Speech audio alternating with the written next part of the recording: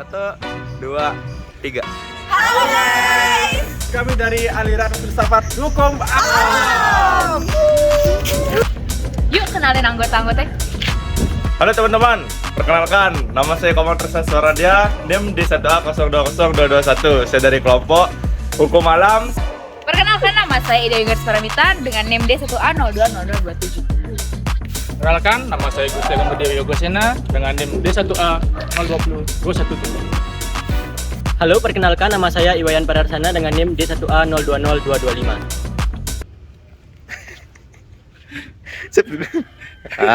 Tiga.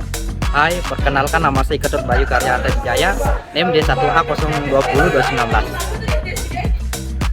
Saya Imade Arya Wiguna dengan NIM D1A020223. Hai semuanya, saya Deda Dampati dengan NIM D1A020226. Hai semuanya, saya Dai Pustari Dantari Putri dengan NIM D1A020229. Hai guys, nama saya Gede Bayu Distira dengan NIM D1A020216. Hai semuanya, sekarang kita akan membahas tentang salah satu aliran filsafat hukum yang paling penting. Aliran apa sih itu? Jadi kita akan membahas tentang aliran filsafat hukum, yaitu hukum alam. Hukum alam itu sendiri sudah berkembang sejak 2500 tahun yang lalu. Jadi sudah cukup lama ya, karena hukum alam itu sendiri bersifat abadi dan universal.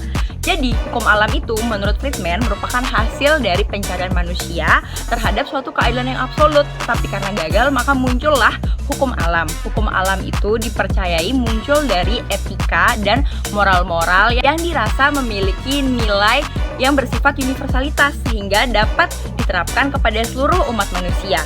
Aliran hukum alam ini sendiri memiliki landasan filosofis yang sangat kuat karena bukan berasal dari kesepakatan manusia, melainkan berasal dari hubungan prinsip-prinsip yang bersifat lebih tinggi. Jadi, aliran hukum alam itu dibagi menjadi dua, yaitu irasional dan juga rasional.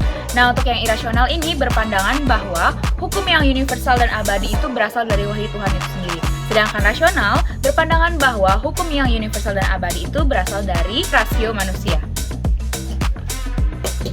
Yo, selanjutnya saya akan menjelaskan tentang aliran hukum alam irasional. Aliran hukum alam irasional ini pandangan bahwa segala bentuk hukum yang bersifat universal dan abadi bersumber dari Tuhan secara langsung. Menurut Thomas Aquinas, bahwa di samping kebenaran wahyu terdapat kebenaran akal. Menurut Aquinas ada dua pengetahuan yang berjalan bersama-sama, yaitu pengetahuan alamiah dan juga pengetahuan iman. Jadi pengetahuan alamiah ini berpangkal pada akal, sedangkan pengetahuan iman berpangkal pada wahyu ilahi. Menurut Aquinas, ada 4 macam hukum. Yang pertama itu ada lex arterna, yang artinya hukum rasio Tuhan yang tidak dapat ditangkap oleh panca indera manusia. Yang kedua ada lex divina, yaitu hukum rasio Tuhan yang dapat ditangkap oleh panca indera manusia. Kemudian ada lex naturalis, yang artinya hukum alam, yaitu penjelmaan lex arterna ke dalam rasio manusia. Kemudian ada lex positivis, artinya penerapan lex naturalis ke dalam kehidupan manusia di dunia ini. Aliran hukum alam rasional adalah aliran dalam filsafat hukum yang menekankan bahwa prinsip-prinsip hukum alam itu dapat dipahami oleh akal budi dan penalaran.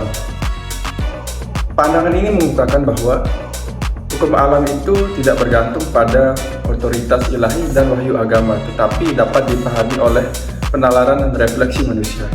Filsuf-filsuf yang terkenal menganut aliran hukum alam rasional ini ada John Salisbury, Thomas Aquinas, Dante, Pierre Du Bois, dan John Wycliffe, serta Marcellus Padua. Dalam pandangan hukum alam rasional, hukum alam dipandang sebagai landasan moral yang objektif dan universal yang dapat dikaji dan dipahami melalui akal budi dan penalaran manusia. Pandangan ini memberikan penekanan pada peran aktif manusia dalam menemukan dan menerapkan prinsip-prinsip hukum alam dalam sistem hukum yang adil dan berlandaskan pada rasionalitas. Selanjutnya, filsuf-filsuf yang terkenal menganut aliran hukum alam rasional seperti Immanuel Kant, Samuel von Buddhefort, Grotius, dan Christian Thomasius. Para ahli hukum alam modern juga meneruskan tradisi ini. Mereka percaya bahwa hukum tidak hanya bergantung pada kehendak penguasa atau kesepakatan manusia, tetapi harus mencerminkan prinsip-prinsip yang lebih tinggi. Hukum alam menawarkan dasar moral yang lebih stabil untuk sistem hukum yang adil. Sekian dari saya, terima kasih. Konsep hukum alam juga sering digunakan untuk mengevaluasi kebijakan-kebijakan dan peraturan pemerintah yang dibuat. Jika peraturan-peraturan atau undang-undang tersebut dibuat bertentangan dengan aliran hukum alam, maka menurut aliran ini, peraturan-peraturan tersebut tidaklah adil dan tidak sah. Namun seperti aliran filsafat lainnya, aliran hukum alam ini juga sering mendapatkan kritik dan perdebatan. Di antaranya yaitu bahwa konsep hukum alam ini terlalu abstrak dan juga bisa diterjemahkan dengan berbagai cara yang berbeda-beda. Meskipun demikian, aliran hukum ini tetap menjadi sumber inspirasi dan sumber pemikiran penting di dalam dunia hukum. Dengan mempertimbangkan prinsip-prinsip moral dan etika, aliran hukum ini ingin membuat suatu aliran hukum yang lebih adil, berlandaskan nilai-nilai yang bersifatnya universal. Terima kasih buat kalian yang sudah menonton video ini. Semoga video ini bermanfaat bagi kalian semua. Terima kasih, dadah!